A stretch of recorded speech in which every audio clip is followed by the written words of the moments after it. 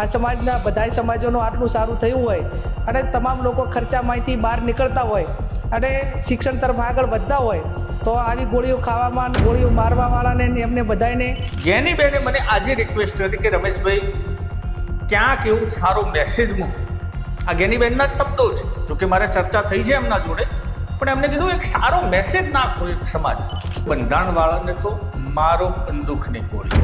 ગેનીબેને પણ ગઈકાલે જવાબ આપ્યો કે હું બંદૂકની ગોળી ખાવા તૈયાર છું જો સમાજનું બધું થતું તો.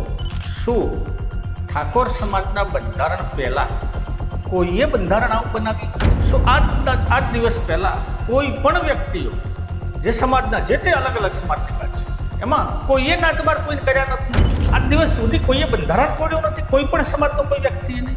આટલો ઓહાપોહ ફક્ત સોશિયલ મીડિયા દ્વારા ઠાકોર સમાજ ઉપર જ કેમ થાય? મિત્રો, એના બે કારણ. ઠાકોર સમાજને યુવાનોને એ ખબર નથી પડતી કે પોતાના સમાજના આ પોતે આબરૂના ધજાગરા કરાવો. તમે વાપરો, મોજ શોખ કરો, ખુશીથી કરો, પરંતુ આને છાપરે ચડાવવાની જરૂર નથી. સમાજના આગેવાનોનો મુદ્દો એ આગેવાનોને, જ્યારે ન્યાય થતો હોય ત્યારે આપણે પંચોની વાત કરતા હોય. 5 જણા કે ન્યાય, 5ના બદલા 50,000 બેહારો તો ન્યાય ન થાય. એકબીજાના ઉપર તમે કોમેન્ટો પાસ કરો, સાચું ખોટું અલગ વસ્તુ છે, કોણ કોણ છે એ સમાજના વડીલોને નક્કી કરવા દો, સમાજના જે આગેવાનો છે એમને નક્કી કરવા દો કોણ સાચું કોણ ખોટું.